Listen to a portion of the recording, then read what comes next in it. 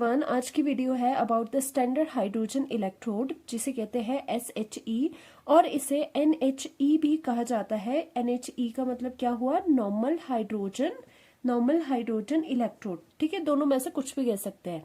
अब ये मतलब क्या होता है कि ये कहाँ यूज होता है? हमारा स्टैंडर्ड हाइड्रोजन इलेक्ट्रोड हमारा यूज होता है in the measurement of electrode potential. आपने अभी तक पढ़ा था कि इलेक्ट्रोड पोटेंशियल में दो पोटेंशियल होते हैं, एक होता है रिडक्शन पोटेंशियल, दूसरा होता है ऑक्सीडेशन पोटेंशियल। इससे पहले हम वही डिटेल में सब चीजें कर रहे थे, ठीक है। बट उसमें आपको एक चीज दिखेगी कि जो आपका इलेक्ट्रोड पोटेंशियल है, स्टैंडर्ड इलेक्ट्रोड पोटेंशियल है, उसका मेजरमेंट आप कैसे करोगे, उसकी वैल्यू कैसे लाओगे। जैसे कि फॉर एग्जाम्पल अगर आपने सेल्स लिखे, जैसे हमने पढ़ा था, सेल हमने यहाँ पर बना दिया, ठीक है, सेल बना दिया। तो ये अगर ये हाफ सेल है, ये भी एक हाफ सेल है और ये वोल्ट मीटर से अटैच्ड है, इलेक्ट्रोकेमिकल सेल है। तो सपोज ये एक हाफ सेल है आपका, सपोज ये है आपका ये हाफ सेल कॉपर का। अगर मैं आपको ये बोलूं कि ये जो इलेक्ट्रोड है या फिर आप हाफ सेल कह लो, मैं अगर आपको पूछूं इसका स्टैंडर्ड पोटेंशियल कैसे निकालोगे। स्टैंडर्ड नॉट मैंने क्यों लगाया? नॉट रिप्रेजेंट करता है स्टैंडर्ड को, ठीक है। अगर ये नॉट नहीं होता तो ये डायरेक्ट ये जस्ट एक क्या होना था, इलेक्ट्रोड पोटेंशियल होना था। बट क्योंकि मैंने यहाँ पे नॉट लगा दिया, ये है standard electrode potential of this half cell, ठीक है। अब मैं कहती हूँ कि ये ई नॉट कैसे निकलेगा। ऐसी कोई भी मेथड नहीं है अभी तक हमने पढ़ा जिससे कि हम अलग अलग हाफ सेल्स का स्टैंडर्ड इलेक्ट्रोड पोटेंशियल निकाल पाए। हम क्या निकालते थे? हमने ये पढ़ा है कि ई नॉट जो सेल होता था वो is equal to E naught cathode minus of E naught anode होता था, और कौन से रिडक्शन पोटेंशियल यूज करने हैं दोनों में, ठीक है। ये हमने पढ़ा था। बट हमने ये कभी नहीं पढ़ा कि आप इंडिविजुअली इन जो हाफ सेल्स के स्टैंडर्ड पोटेंशियल है, नॉट वाले पोटेंशियल है, वो कैसे निकालोगे। तो उस चीज को, उस प्रॉब्लम को सॉल्व करने के लिए आता है हमारा स्टैंडर्ड हाइड्रोजन इलेक्ट्रोड। ये एक रेफरेंस की तरह हम लेते हैं, ये एक रेफरेंस इलेक्ट्रोड की तरह यूज होता है, जिससे कि आप क्या पता लगा सकते हो, जिससे आप किसी भी हाफ सेल का स्टैंडर्ड इलेक्ट्रोड पोटेंशियल निकाल सकते हो। और इसको किस तरह से करते हैं मैं इसमें आपको सभी चीजें बताऊंगी, बट पहले समझ लो कि ये यूज कैसे होता है। आपका जो ये SHE है, स्टैंडर्ड हाइड्रोजन इलेक्ट्रोड, उसको क्या कहते हैं? उसे वो एनोड भी एक्ट कर सकता है या फिर कैथोड भी एक्ट कर सकता है। सपोज क्या हुआ, मैंने यहाँ पे standard hydrogen electrode as a anode लगा दी। ये है हमारा स्टैंडर्ड हाइड्रोजन इलेक्ट्रोड। अब क्या करते हैं कैलकुलेशंस में कि एक जगह लगा देते हैं स्टैंडर्ड हाइड्रोजन इलेक्ट्रोड, दूसरी जगह लगा देते हैं वो वाला इलेक्ट्रोड जिसका आपको स्टैंडर्ड रिडक्शन पोटेंशियल कैलकुलेट करना है, मतलब जिसकी आपको नॉट की वैल्यू चाहिए। जैसे आपको कॉपर वाले हाफ सेल की नॉट की वैल्यू चाहिए, तो आप स्टैंडर्ड हाइड्रोजन इलेक्ट्रोड को इसके साथ लगाओगे। अब ये एनोड भी लग सकता है, ये लेफ्ट साइड पे मैंने लगाया है, आप राइट हैंड साइड पे भी लगा सकते हो, कोई फर्क नहीं पड़ेगा, ठीक है। क्यों होता है ऐसा, पूरी थ्योरी में डिटेल में बताती हूँ। यहाँ पे मैं आपको एक ओवरव्यू दे रही हूँ। ये ऐसा क्यों होता है? क्योंकि आप जब एक्सपेरिमेंट कर रहे हो, यहाँ पर वोल्ट मीटर पे आपको एक्सपेरिमेंट करके ई नॉट सेल की वैल्यू आ जाएगी। सपोज 0.3 वोल्ट आपकी आई फ्रॉम द एक्सपेरिमेंट, ठीक है। From the experiment volt meter की रीडिंग देखी आपने लिख ली कि ई नॉट सेल जो पूरा सेल है, जिसमें की स्टैंडर्ड हाइड्रोजन इलेक्ट्रोड एक साइड है और दूसरी साइड एक कॉपर का इलेक्ट्रोड है, उससे बना हुआ सेल की रीडिंग जब आई आपको इतनी आ गई, तो आपने इस फॉर्मूला में वैल्यू पुट कर दी, ठीक है। अब कैथोड क्या है? कैथोड आपका कॉपर है और एनोड आपका ये वाला स्टैंडर्ड हाइड्रोजन इलेक्ट्रोड है। अब क्या होता है, IUPAC ने ये बताया कि सो दैट हम जो स्टैंडर्ड इलेक्ट्रोड वैल्यूज निकाल पाए, उसके लिए बताया कि जो स्टैंडर्ड हाइड्रोजन इलेक्ट्रोड होगा उसका जो ई नॉट की वैल्यू है, चाहे वो रिडक्शन पोटेंशियल है, चाहे वो आपका ऑक्सीडेशन पोटेंशियल है स्टैंडर्ड वाला, वो हमेशा इक्वल्स टू 0 रहेगी। तो क्या होता है स्टैंडर्ड हाइड्रोजन इलेक्ट्रोड का एडवांटेज, क्योंकि इसकी कोई भी पोटेंशियल ले लो, चाहे रिडक्शन पोटेंशियल ले लो, चाहे ऑक्सीडेशन पोटेंशियल ले लो, स्टैंडर्ड वाले उनकी वैल्यू 0 हो जाती है। अब 0 होने से क्या हो गया, अगर यहाँ पे ये एनोड है तो यहाँ पे ये वैल्यू क्या होगी, यहाँ पे ये वैल्यू 0 होगी, क्योंकि हमने स्टैंडर्ड हाइड्रोजन इलेक्ट्रोड ले लिया। तो इसका मतलब जो भी कैलकुलेट करके अब आएगी वैल्यू, जो ये सेल का पोटेंशियल जो यहाँ पे कैलकुलेट होगा, दैट मीन्स वही पोटेंशियल क्या है, वही पोटेंशियल ये जो हाफ सेल का इलेक्ट्रोड पोटेंशियल है। तो मैं ऐसे लिख सकती हूँ कि जो ई नॉट जो कैथोड है, कैथोड पे क्या है, कॉपर, तो मैं लिख सकती हूँ स्टैंडर्ड रिडक्शन पोटेंशियल किसका, कॉपर इलेक्ट्रोड का कितना आया, कॉपर इलेक्ट्रोड का आ गया is equals to positive 0.34 volt. ठीक है, ये आ गया। तो ये था, ये स्टैंडर्ड इलेक्ट्रोड पोटेंशियल का यूज यही होता है कि ये किसी भी इलेक्ट्रोड पोटेंशियल का आप स्टैंडर्ड पोटेंशियल वैल्यूज निकाल सकते हो। अब हम डिटेल में बात करते हैं कि किस तरह से ये वर्क करता है। ठीक है, आईयूपीएससी ने ये बताया कि हम एक स्टैंडर्ड मान लेते हैं, जैसे कि आप अब ये देखो, ये जो वैल्यूज है इलेक्ट्रोड पोटेंशियल की, ये क्या होती है, रिलेटिव होती है। जैसे आप कहते हो कि 1 kg मैंगो दोगे, तो 1 किलो का जो बट्टा है आपके पास लगा हुआ है, वो क्या हुआ, वो हमने मान लिया है कि ये 1 किलो है। हम उसके रेफरेंस में विद रिस्पेक्ट टू दैट बट्टा आप ये मान रहे हो कि इतना 1 kg आपने रखा हुआ है स्टैंडर्ड, तो इसके बराबर जितना भी वेट होगा वो सारा 1 kg हो जाएगा। उसी तरह से हमने क्या लिखा है कि जो भी स्टैंडर्ड इलेक्ट्रोड पोटेंशियल्स की स्टैंडर्ड कौन सी वैल्यू, नॉट वाली वैल्यूज जो भी निकलेगी इलेक्ट्रोड्स की, वो विद रिस्पेक्ट टू किसके निकलेगी, रिलेटिव टू निकलेगी स्टैंडर्ड हाइड्रोजन इलेक्ट्रोड के। अब देखो, स्टैंडर्ड हाइड्रोजन इलेक्ट्रोड क्या होता है, एक हाफ सेल ही होता है। इसे एनोड पे भी लगा सकते हैं, कैथोड पे भी लगा सकते हैं, मींस लेफ्ट साइड भी लगा सकते हैं, राइट हैंड साइड भी लगा सकते हैं। इसमें क्या होता है, सबसे पहले इसमें होगा, ये जो सॉल्यूशन है वो किसका होगा, वो होगा आपका HCl का। वो क्यों है, क्योंकि स्टैंडर्ड हाइड्रोजन इलेक्ट्रोड है, तो इसमें हाइड्रोजन का इलेक्ट्रोड होना चाहिए। बट आपको पता है हाइड्रोजन तो आपकी गैस है। जैसे पीछे आप कहते थे कि कॉपर का इलेक्ट्रोड लेना है, तो कॉपर के इलेक्ट्रोड में क्या करते थे आप, कॉपर का आप एक उसका मेटल की रॉड बना के उसी के सॉल्यूशन में उसको डिप कर देते थे। बट यहाँ पे क्या है, because hydrogen is a gas, उसके लिए आपको एक इनर्ट इलेक्ट्रोड लेना पड़ेगा जो होता है प्लैटिनम। ठीक है, आपने क्या लिया यहाँ पे, प्लैटिनम इलेक्ट्रोड ले लिया। हमेशा याद रखना जो गैसेस होती है वो कौन से इलेक्ट्रोड यूज करती है, इनर्ट इलेक्ट्रोड। जो कि इनर्ट इलेक्ट्रोड क्या होते हैं, जो कि पार्टिसिपेट नहीं करते रिएक्शन में बट कंडक्शन कर लेते हैं। अब यहाँ पे प्लैटिनम इलेक्ट्रोड डाल दिया है और ये बाहर से क्या है, ग्लास जैकेट लगाई है, सो दैट यहाँ से क्या हो रहा है, हाइड्रोजन गैस यहाँ से फ्लो करेगी। और नीचे हमने इलेक्ट्रोड जो है प्लैटिनम इलेक्ट्रोड, उसके नीचे क्या लगा दिया, finally divided platinum coated on the platinum foil. एक तरह से प्लैटिनम फॉइल लगा दिया हमने। अब क्या होगा कि जो हाइड्रोजन गैस है वो यहाँ से निकलते हुए नीचे यहाँ पे इसके सरफेस पे जाएगी, थोड़ी ये एब्जॉर्ब हो जाएगी। एब्जॉर्ब क्या होता है कि सरफेस फिनोमेना होता है कि सरफेस पे चिपक जाएगी, और बाकी जो बची हुई गैसेस है जो नहीं एब्जॉर्ब हो जाएगी, उसके ये बुलबुले ऊपर उठते हुए आपको नजर आ रहे हैं। और क्या करते थे हम दूसरे इलेक्ट्रोड्स में, जैसे कॉपर का अगर मेटल आपने रॉड डाली है तो वो किस में डालते थे, उसी के आयन के सॉल्यूशन में, जैसे कि कॉपर सल्फेट। बट यहाँ पे क्या करोगे, बिकॉज आपका हाइड्रोजन गैस मेन है, तो हाइड्रोजन मतलब H पॉजिटिव के आयन वाला सॉल्यूशन होगा।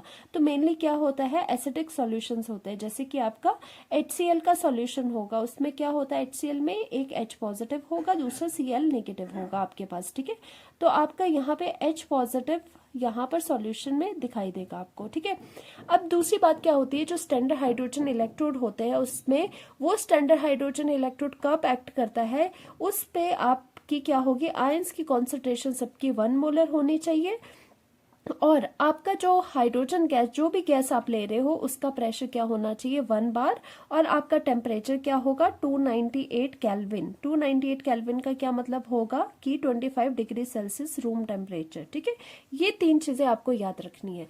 तो ये होते हैं, इसके की पॉइंट्स देख लेते हैं। Standard hydrogen electrode is a gaseous electrode, क्योंकि पहले कॉपर वगैरह जो इलेक्ट्रोड आपने पढ़े हैं गैल्वेनिक सेल में, वो कौन से होते थे, मेटल वाले इलेक्ट्रोड होते थे, कि उसमें एक मेटल की प्रॉपर रॉड होती थी। बट इसमें क्या है, इसमें गैशियस इलेक्ट्रोड है कि जो आपके काम कर रही है वो क्या है, वो गैस है। वहां पे क्या होता था, कॉपर काम कर रहा है, मेटल काम कर रहा है, मेटल की ही रॉड है। बट यहाँ पे क्या है, गैशियस इलेक्ट्रोड है, उसको सहारा देने के लिए आपको एक प्लैटिनम जो कि इनर्ट इलेक्ट्रोड है उसका सहारा लेना पड़ा आपको। ठीक है, तो पहली बात ये, और इसमें इस तरह से दिखाओगे कि H2 गैस है और फेस चेंज और H पॉजिटिव आयन है इसमें, मतलब किसका इंटरफेस है, हाइड्रोजन गैस और साथ में उसी के H पॉजिटिव आयन के बीच में इक्विलिब्रियम है। ठीक है, ए फर्स्ट पॉइंट ये हो गया हमारा।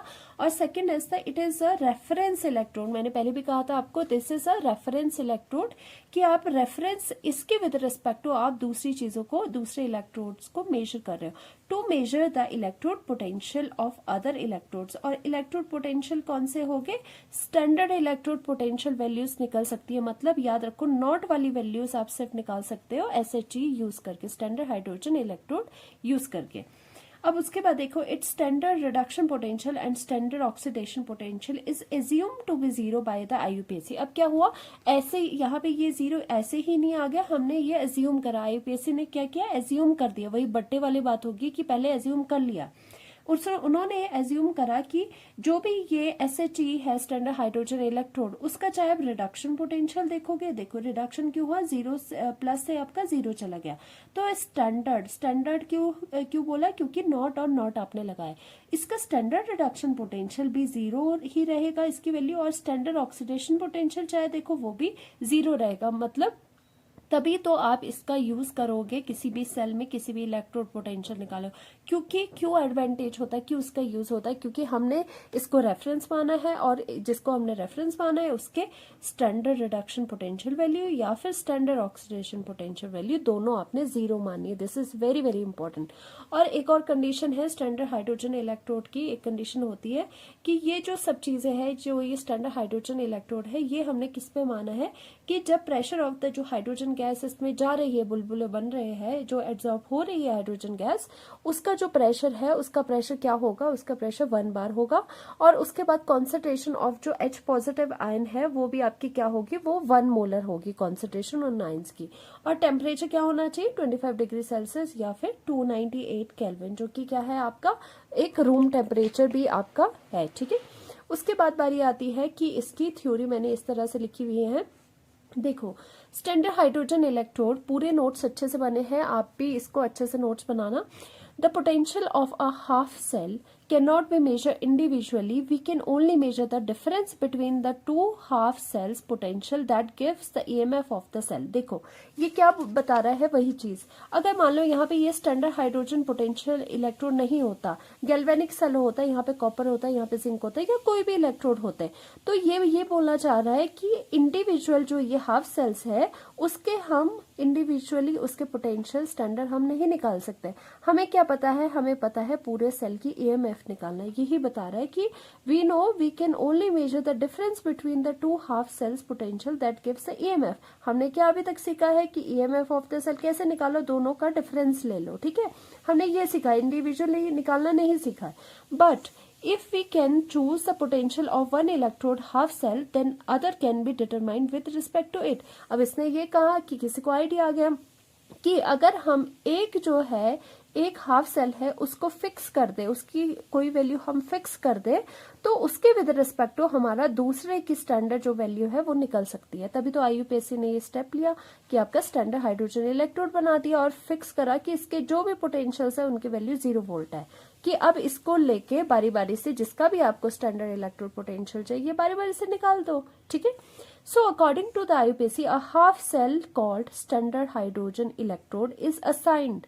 ठीक है, वो स्टैंडर्ड हाइड्रोजन इलेक्ट्रोड असाइन करा गया और जिसका की क्या है 0 पोटेंशियल है, चाहे वो ऑक्सीडेशन पोटेंशियल का हो चाहे रिडक्शन पोटेंशियल का हो। ठीक है, the SHE consist of a platinum electrode, वही चीज है प्लैटिनम इलेक्ट्रोड है, coated with a platinum black. The electrode is dipped in an acidic medium, acidic medium में डिप है, HCl है। ठीक है, and pure H2 gas is passed या फिर बबल थ्रू इट, और प्योर जो H2 गैस है उसको पास किया गया है इसके थ्रू, और तभी जाके क्या हुआ है, वो जो H2 गैस है वो यहाँ पे एब्जॉर्ब हुई है। ठीक है, और इसके बाद एक और चीज है कि इस सेल में हाफ सेल जो ये है उसमें क्या चीज, 3 चीज का ख्याल रखा गया है कि जो प्रेशर है हाइड्रोजन गैस का उसको मेंटेन करना है 1 बार पे, कॉन्सेंट्रेशन जो आयन है, ठीक है, H पॉजिटिव आयन है उसको 1 मोलर पे मेंटेन करना है, वही जो स्टैंडर्ड की कंडीशन होती है। और टेम्परेचर क्या है, room temperature that is the 298 kelvin या फिर 25 डिग्री सेल्सियस। ये चीजें है आपकी। ठीक है, कंडीशन, क्योंकि स्टैंडर्ड में आपको पता ही है कि कंडीशन ये 3 होती है। Now platinum electrodes are the inert electrodes. They do not take part in the reaction but just allow the conduction of electron. आपको पता है just conduction of electrons के लिए और किसके लिए, ताकि इस पर जाके ऑक्सीडेशन या रिडक्शन हो पाए, इसलिए ये आपको अपना सरफेस देता है प्लैटिनम, क्योंकि ये रिएक्टिव तो है नहीं, इससे आप इजीली क्या है इलेक्ट्रॉन के कंडक्शन करवा सकते हो। Now platinum foil absorbs H2 gas, equilibrium will establish. क्योंकि ये H2 गैस को एब्जॉर्ब कर रही है ये फॉइल, अब क्या होगा कि यहाँ पे सॉल्यूशन में H पॉजिटिव है और फॉइल में H2 गैस एब्जॉर्ब हो रही है। अब एक इक्विलिब्रियम आएगा जो कि H2 एंड ये आयंस के बीच में इक्विलिब्रियम एस्टेब्लिश होगा। H2 हमें कहां से मिल रही है, एट प्लैटिनम फॉइल पे जो एब्जॉर्ब हो रही है, और ये H पॉजिटिव का है सॉल्यूशन में। ठीक है, अब मैंने पहले कहा था कि जो स्टैंडर्ड हाइड्रोजन इलेक्ट्रोड है वो क्या है, वो दोनों तरह से आपका एक्ट कर सकता है। वो एनोड भी एक्ट कर सकता है, कैथोड भी एक्ट कर सकता है। यहाँ पर हमने इसको एनोड लिया है, मतलब लेफ्ट हैंड साइड भी इसको लिख सकते हो और राइट हैंड साइड भी इसको ले सकते हो आप। ठीक है, लेफ्ट में लिया है तो ये क्या एक्ट कर रहा है, यहाँ पे एनोड एक्ट कर रहा है। राइट पे अगर आप लोगे तो वो क्या एक्ट करेगा, कैथोड। तो स्पेसिफिकेशंस इसकी क्या है कि अगर standard hydrogen electrode anode act करता है, मतलब लेफ्ट साइड वाला हाफ सेल बनता है, तो आपको पता है एनोड पे होती है ऑक्सीडेशन। तो इसकी हाफ सेल रिएक्शन क्या आएगी, हाफ सेल रिएक्शन कुछ इस तरह से आएगी। ऑक्सीडेशन क्या होती है, रिमूवल ऑफ इलेक्ट्रॉन। चाहे तो इस तरह से देख लो, यहाँ पे ऑक्सीडेशन स्टेट 0 है, 0 से +1 गई, इंक्रीज इन ऑक्सीडेशन स्टेट हुई, इसलिए ये ऑक्सीडेशन हाफ सेल की रिएक्शन है। ठीक है, अब दूसरी तरह पे देखो कि स्टैंडर्ड हाइड्रोजन इलेक्ट्रोड जब कैथोड एक्ट करेगा, मतलब वो राइट हैंड साइड पे अगर कभी आप यूज करते हो उसका, तो वहां पे रिडक्शन होगी। तो रिडक्शन का जो हाफ सेल रिएक्शन है वो क्या आएगी कि गेन ऑफ इलेक्ट्रॉन, पॉजिटिव से ये 0 पे चला जाएगा। नाउ सेल रिप्रेजेंटेशन कैसे होगी, अगर भी सेल रिप्रेजेंटेशन अगर आपको करनी है तो क्या है, अगर ये एनोड है तो यहाँ पे मैंने देखो इसकी रिप्रेजेंटेशन इसको छोड़ के, ठीक है, ये जस्ट मैंने आपको अंडरस्टैंड करने के लिए सॉल्ट ब्रिज बता दिया है। ठीक है, क्योंकि आप यहाँ इस केस में स्टैंडर्ड हाइड्रोजन इलेक्ट्रोड को एनोड ले रहे हो, तो दैट मीन्स जो आप ये रिप्रेजेंटेशन लिखोगे वो सॉल्ट ब्रिज से लेफ्ट साइड को आएगी, क्योंकि सॉल्ट ब्रिज के लेफ्ट हैंड साइड पे एनोड होता है, राइट हैंड साइड पे कैथोड होता है। तो आप क्या लिखोगे, आपको क्या लिखना होता है कि प्लैटिनम है सॉलिड। वैसे आप यहाँ से लिखते हो, मैंने आपको करवाया, पहले आयंस आते हैं, फिर उसके बाद क्या आता है, मेटल आता है। तो पहले आप क्या लिखोगे, आयंस कौन से प्रेजेंट है, इसमें H पॉजिटिव आयन प्रेजेंट है। बिकॉज ये आयन है तो उसकी स्टेट कैसे लिखोगे, ब्रैकेट में एक्विस है, कॉमा और 1 मोलर है। अब 1 मोलर क्यों आई, क्योंकि ये स्टैंडर्ड की बात हो रही है। स्टैंडर्ड में आपको पता है 3 कंडीशन होती है। ठीक है, 1 मोलर लिख ली। उसके बाद क्या आता है, सिंस यहाँ पे मेटल नहीं है तो मेटल से पहले हाइड्रोजन गैस है जो कि एब्जॉर्ब हुई है प्लैटिनम में, तो मेटल लिखने से पहले आप क्या लिखोगे, आप गैस भी मेंशन करोगे। गैस कौन सी है, H2। ठीक है, यहाँ पे हमने स्लैश लगाया क्योंकि फेस चेंज हो गया, H2, और ये गैस है, गैस की फॉर्म में है, कॉमा कितना प्रेशर है इसका, 1 atm है। 1 atm क्यों है, क्योंकि आपकी स्टैंडर्ड है ये। ठीक है, और उसके बाद स्लैश लगा के प्लैटिनम, और उसको सॉलिड भी बताना है क्योंकि हाइड्रोजन को कौन सपोर्ट कर रहा है, प्लैटिनम। और ये क्या आएगी आपकी, जब भी SHE as a anode use होगा तो आपका लेफ्ट हैंड साइड पे आएगा। और फिर से वही चीज, स्टैंडर्ड ऑक्सीडेशन जो पोटेंशियल है वो इसका क्या होगा, 0 वोल्ट। वो तो होता ही है, चाहे रिडक्शन पोटेंशियल ले लो चाहे ऑक्सीडेशन पोटेंशियल ले लो। Okay, now representation if the SHE act as a cathode. अगर कैथोड एक्ट करेगी तो क्या होगा, जो आपका सॉल्ट ब्रिज होगा तो उसके आपके राइट हैंड साइड पे लिखेंगे। जैसे आप सेल रिप्रेजेंटेशन क्या करते हो, this is the salt bridge, यहाँ पे क्या आएगा, एनोड वाली चीजें लिखोगे, यहाँ पे आप क्या लिखोगे, कैथोड वाली चीजें। अब बात हो रही है अगर SHE कैथोड की तरह है तो क्या होगा, सॉल्ट ब्रिज से आप इस तरह से आगे लिखोगे। और आपको पता है सॉल्ट ब्रिज के बाद क्या लिखते हैं आप, पहले आयंस आते हैं, स्लैश करके मेटल आता है। अब आयंस क्या है इसमें भी ऑब्वियसली H पॉजिटिव आयन है, वो एक्विस है और 1 मोलर है, स्लैश देके H2 लिखना जरूरी है आपको, क्योंकि ये गैशियस फॉर्म में है और 1 atm प्रेशर है इसका। और इसको कौन सपोर्ट कर रहा है, वैसे तो हम आयन के बाद डायरेक्ट आपका मेटल लिख लेते थे, बट मेटल क्यों हमने प्लैटिनम लिया, जस्ट सिर्फ इसको सपोर्ट करने के लिए, इसलिए आपको गैस भी लिखनी पड़ेगी। तो इस तरह से ये हुई आपकी सेल रिप्रेजेंटेशन। फिर बात आती है आपकी एक और नोट यहाँ पे देख लो, standard reduction potential calculation is the relative calculation with respect to standard hydrogen electrode. कि ये जो स्टैंडर्ड रिडक्शन पोटेंशियल हम निकाल रहे हैं, ये जो कैलकुलेशन है आपकी, ये रिलेटिव होती है। रिलेटिव क्यों? क्योंकि हम विद रिस्पेक्ट टू एसएचजी इससे निकाल रहे होते हैं। जैसे कि 1 किलो आम वाली बात होगी, वो भी रिलेटिव है, ठीक है। वो जो आपकी कैलकुलेशन है वो रिलेटिव है, क्योंकि किसी के अगेंस्ट आप उस चीज को निकाल रहे हो। अब एग्जांपल देख लेते हैं, इससे बिल्कुल क्लियर हो जाएगा। जैसे कि सपोज हमें कैलकुलेट करना है standard electrode potential of copper using SHE. कैसे निकालोगे आप? तो हमने क्या किया, सपोज हमने क्या किया कि एनोड पे हमने एसएचई लगा दिया, वोल्ट मीटर से ज्वाइन कर दिया, और एक साइड पे, क्योंकि हमें किसका निकालना था, कॉपर का निकालना था, तो कॉपर के हमने एक इलेक्ट्रोड ले लिया, ठीक है। ये सारा इलेक्ट्रोड ले लिया हमने, और उसके बाद CuSO4 हमने इसका एक सॉल्यूशन डाल दिया। यहाँ पे एसएचजी क्या है, एनोड की तरह एक्ट कर रहा है। अब कुछ बच्चे बोलेंगे क्योंकि हमने एनोड ही क्यों लिया, हम कैथोड भी तो ले सकते थे। यस, आप ले सकते हो। तो क्या होगा, कुछ नहीं होने वाला, आपके पास जो वैल्यू आएगी एक्यूरेट आ जाएगी। आप कुछ भी ले सकते हो, मैंने अपनी मर्जी से एनोड ले लिया, ठीक है। अब यहाँ पे एनोड ले लिया, अब मैंने क्या करा कि इसको, अब सेल रिप्रेजेंटेशन लिखो, कभी भी आ सकता है। इसकी सेल रिप्रेजेंटेशन कैसे लिखोगे, सबसे पहले तो सॉल्ट ब्रिज लिखोगे, उसके बाद क्या आता है, आयंस एंड आयंस आते हैं। तो यहाँ पे ये चीज अगर एनोड है तो आप वही आयंस और वो प्लेटिनम के साथ सब कुछ लिख लोगे। यहाँ पे क्या लिखोगे, सॉल्यूशन में क्या, कौन सा आयन है, कॉपर सल्फेट में कॉपर आयंस होते हैं, एक्वस है और 1 मोलर है यहाँ पे, क्योंकि स्टैंडर्ड निकाल रहे हो, याद रखना। और फिर साथ में कॉपर सॉलिड, ठीक है। और आपका ये क्या है, this will act as a anode. ये आपका एनोड एक्ट कर रहा है।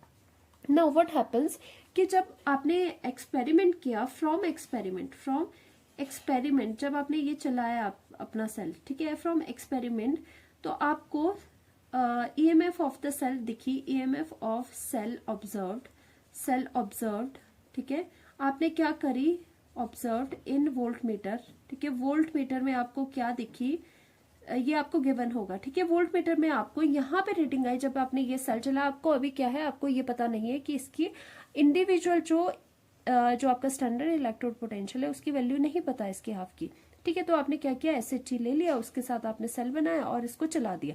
यहाँ पे आपने देखा कि आपकी वैल्यू आई, जो कि आपको गिवन भी रहेगी, आपकी वैल्यू आई 0.34 वोल्ट, ठीक है। आपकी वैल्यू ये आई। अब आपको बोला जा रहा है कि इसके स्टैंडर्ड इलेक्ट्रोड पोटेंशियल कैसे निकालोगे। तो आपको पता है, we know that E naught cell क्या होता है, is equal to the E naught cathode minus of E naught anode. Okay, तो एनोड यहाँ पे ये है स्टैंडर्ड हाइड्रोजन इलेक्ट्रोड, और ये है। और आपको ये भी पता है E naught of the standard hydrogen electrode, चाहे वो रिडक्शन है चाहे ऑक्सीडेशन है, वो कितना होता है, 0, ठीक है। तो आप क्या लिखोगे यहाँ, तो आपने, क्योंकि क्या है, रिडक्शन पोटेंशियल्स होते हैं यहाँ पे यूज, तो आपने यहाँ तो 0 लिख लिया। और ई नॉट सेल आपको पता है एक्सपेरिमेंट से आपके पास इतनी आ गई थी। तो जो ई नॉट जो कैथोड है उसकी डायरेक्ट आपके पास वैल्यू इजीली आ गई। ई नॉट कैथोड कितना आ जाएगा आपके पास, 0.34 वोल्ट आ गया। ओके, तो इसका मतलब क्या है, अगर ये देखा जाए, ये एक रिडक्शन पोटेंशियल है कैथोड पे, तो आप इसको इस तरह से लिख सकते हो, कॉपर 2 पॉजिटिव से कॉपर, मतलब जो रिडक्शन पोटेंशियल है स्टैंडर्ड, वो आपके पास 0.34 वोल्ट इजीली आपके पास आ गया। तो इस तरह से जो बोला जा रहा है कि standard electrode potential value calculate करते हैं, वो आप इस तरह से करते हो। ओके, अब इसमें ये नहीं है, आप यहाँ पे एनोड आपने लिया है, यहाँ पे आप कैथोड भी ले सकते हो, एसएचजी को आप दूसरी साइड भी लिख सकते हो। उसी तरह से सिमिलरली अगर आपको कैलकुलेट करना है जिंक का इलेक्ट्रोड पोटेंशियल, तो कैसे करोगे। यहाँ पे अगेन मैंने एसएचजी को एनोड लिखा है, यहाँ पे क्या है, ये जिंक वाला कैथोड पर लिखा है। आप लिख सकते हो, आप कुछ भी ले सकते हो यहाँ पर। ओके, तो फिर से सेल रिप्रेजेंटेशन लिखी हुई है, और एक्सपेरिमेंट से E naught cell from voltmeter, और ये कहाँ से मिल रहा है आपको, फ्रॉम वोल्ट मीटर। आपने देखा और कैलकुलेट करा एक्सपेरिमेंट से, तो आपने देखा कि जो ई नॉट सेल की वैल्यू थी, वो कितनी आई हमारे पास, हमने ऑब्जर्व की, यहाँ पे वैल्यू आपके पास आई -0.76 वोल्ट। ना आपको कैलकुलेट करना है इसकी, तो आपके पास फॉर्मूला है, E naught cell is equal to E naught reduction potential cathode, E naught reduction potential anode. अब आपके पास पता है एनोड पे एसएचजी है, तो एसएचजी का चाहे रिडक्शन पोटेंशियल हो चाहे ऑक्सीडेशन पोटेंशियल हो, एसएचई का वो होता है इज इक्वल टू 0। ये तो वैल्यू 0 होगी, और ये वैल्यू आपको एक्सपेरिमेंट से आ गई। तो आपके पास जो ई नॉट कैथोड था, मतलब आपके पास ई नॉट कैथोड क्या है, ई नॉट जिंक का रिडक्शन पोटेंशियल लिख लो, क्योंकि इसमें रिडक्शन पोटेंशियल यूज होता है, वो आपके पास आ गया -0.76 वोल्ट। तो इस तरह से आपने इंडिविजुअल क्या किया, इंडिविजुअल इलेक्ट्रोड पोटेंशियल निकालने में आप कामयाब हुए। क्यों कामयाबी हुए, क्योंकि आपने एक रेफरेंस इलेक्ट्रोड बना दिया है जिसका आपने रिडक्शन पोटेंशियल ही 0 कर दिया है। अब जब सेल में दो चीजें काम करती है, अगर दोनों में से एक की वैल्यू अगर आपको पता है कि 0 है, तो एक्सपेरिमेंट से आपको यहाँ पे ईएमएफ निकल जाएगी और कैलकुलेट करके वही जो यहाँ पे अब ईएमएफ आएगी वही आपकी ये स्टैंडर्ड रिडक्शन पोटेंशियल इस सेल का होगा, क्योंकि वही हो रहा है। अगर आपने ये 0 कर दी, मान लो ये 0 कर दी, तो ओवरऑल जो यहाँ पे ईएमएफ आ रही है सेल की, वो जो यहाँ पे सेल की ईएमएफ दिखेगी वो किसकी ईएमएफ होगी, वो इसी की ईएमएफ होगी, ठीक है, वो इसी का स्टैंडर्ड इलेक्ट्रोड पोटेंशियल होगा, क्योंकि दूसरा आपने क्या कर दिया है, 0 कर दिया है। तो यही चीज थी। इसके बाद हम पढ़ेंगे नॉन्स्ट इक्वेशन। अभी तो आपने ये करा है कि स्टैंडर्ड वैल्यू, स्टैंडर्ड कंडीशन मतलब 1 molar and 1 bar and 278 kelvin पे आपने ये सारे स्टैंडर्ड रिडक्शन पोटेंशियल्स निकाले हैं, ठीक है। अब ये आता है कि अदर कॉन्सेंट्रेशन, अगर 1 मोलर कॉन्सेंट्रेशन नहीं है तो उस तरह से ईएमएफ कैसे निकलेगी और उस तरह से रिडक्शन पोटेंशियल्स कैसे निकलेगी, ठीक है, वो बताता है, उसकी कैलकुलेशन करी जाती है through the Nernst equation. Thank you so much, to like and subscribe.